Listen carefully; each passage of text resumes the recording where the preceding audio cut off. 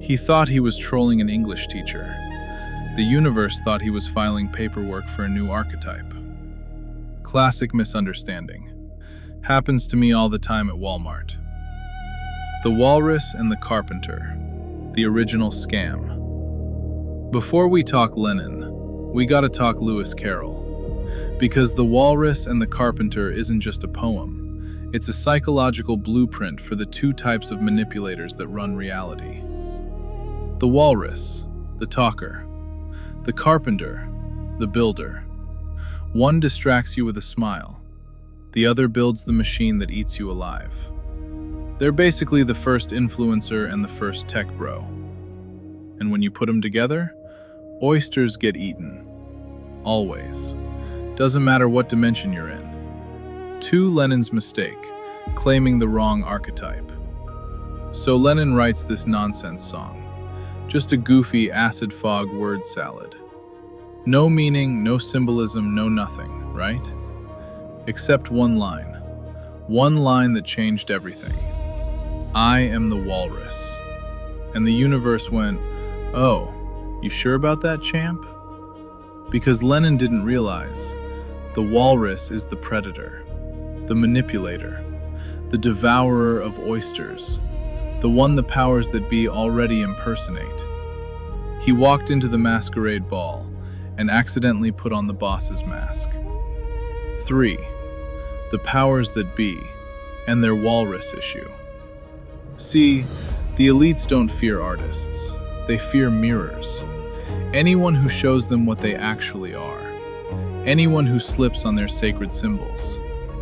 To them, there is only room for one walrus at a time, one image shaper, one illusion engineer, one master of narrative.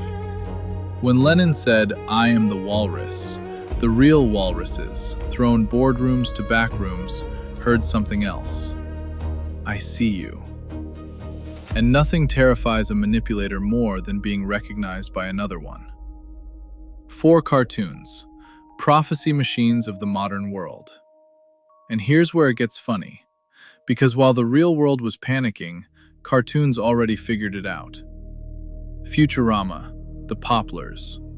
The Popplers episode? Same pattern. Cute things eaten by smiling manipulators in little hats. That's Walrus 101. The Simpsons, the endless prophecy engine. The Simpsons keeps predicting the future because they keep rewriting the walrus cycle. Over and over. Different faces, same archetype, same oysters. Honestly, at this point, I'm not sure if the writers are psychic or if reality just copies their homework. 5. Lenin's death, the archetype correction. Now, we're not talking literal conspiracy here. We're talking mythology, symbolic gravity, archetypal physics. Lenin claimed the walrus, but he wasn't a manipulator. He wasn't a predator. He wasn't part of the oyster-eating elite. He was supposed to be the carpenter, the builder, the truth maker.